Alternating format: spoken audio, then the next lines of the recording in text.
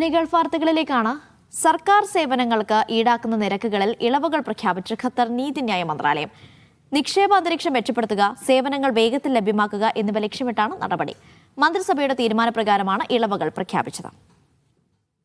പുതിയ ചട്ടപ്രകാരം മന്ത്രാലയങ്ങൾ, മറ്റു പൊതുസ്ഥാപനങ്ങൾ എന്നിവയുടെ പേരിലുള്ള നോട്ടറൈസേഷൻ ഫീസുകൾ ഒഴിവാക്കിയിട്ടുണ്ട്.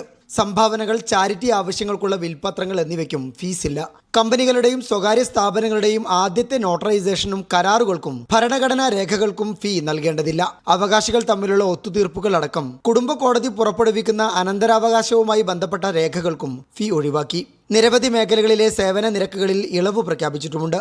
ഇതുപ്രകാരം റിയൽ എസ്റ്റേറ്റുമായി ബന്ധപ്പെട്ട സ്പെഷ്യൽ പവർ ഓഫ് അറ്റോർണിയുടെ ഫീ 300 റിയാലിൽ നിന്ന് 100 ആക്കി കുറച്ചു. കൃഷിസ്ഥലങ്ങൾ, തീരപ്രദേശങ്ങൾ എന്നിവയുടെ കൈമാറ്റവുമായി ബന്ധപ്പെട്ട ഇടപാടുകൾക്ക് ഈടാക്കുന്ന ഫീ വിപണി മൂല്യത്തിന്റെ 0.25 ആക്കി. നേരത്തെ ഇത് 1% ടൈറ്റിൽ ഡീഡ് റീപ്ലേസ്മെന്റ് ഫീ 500 നിന്ന് 100 ആക്കി. ടൈറ്റിൽ ഡീഡ് ഇഷ്യൂ ചെയ്യാനുള്ള ഫീ 300 റിയാലിൽ നിന്ന് 100 ആക്കി കുറച്ചു.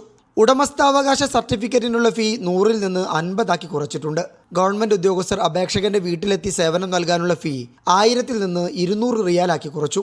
60 വയസ്സിനു മുകളിലുള്ളവർക്കാണ് ഈ സേവനം ലഭ്യമാകുക. ഭിന്നശേഷിക്കാർക്കും സാമൂഹിക സുരക്ഷാ പദ്ധതികളിൽ ഉൾപ്പെട്ടവർക്കും ഈ സേവനത്തിന് ഫീസില്ല. Media 1, Doha.